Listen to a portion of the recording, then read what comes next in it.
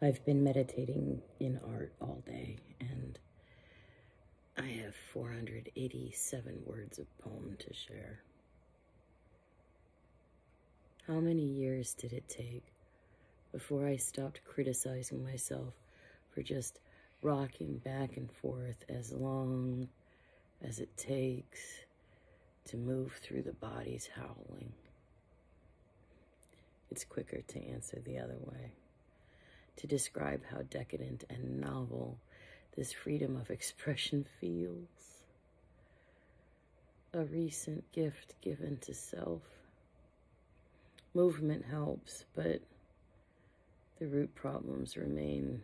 My back and my ribs lodge firm complaints. My head has begun to scream again.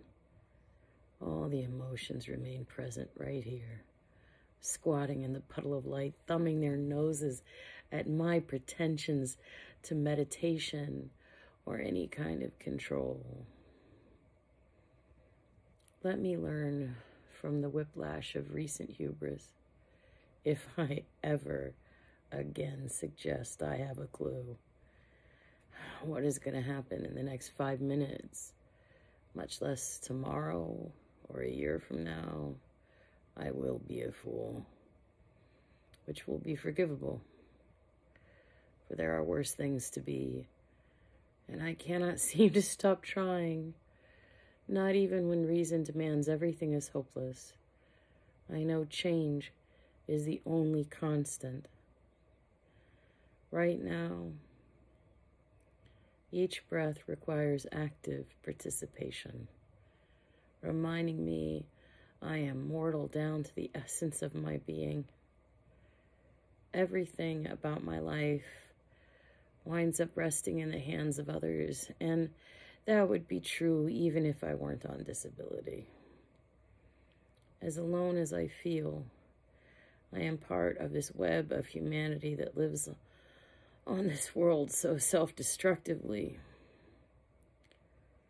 Love, I am powerless to save myself, much less anyone else.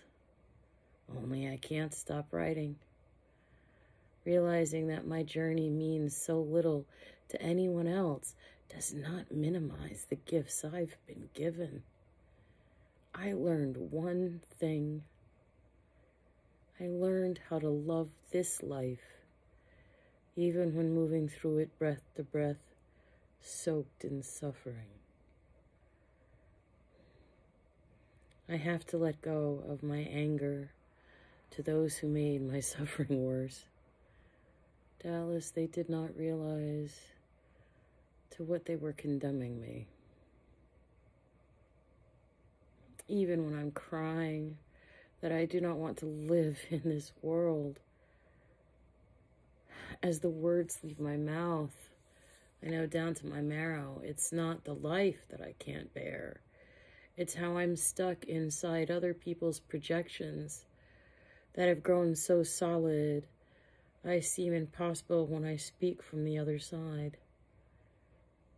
This feels like such an insult, and I begin to cry to give my grief a voice, only to realize this is exactly what makes me unbearable. We fear any form of suffering as a culture so profoundly that the fact I swim in both peace and pain with equal fluency and often simultaneously seems incomprehensible. Sweet love, I am drunk on my gratitude that I have been able to get old enough to realize how wrong I had been. To sit here right now, wet with word, drunk on my loving, full of forgiveness, dancing in dream.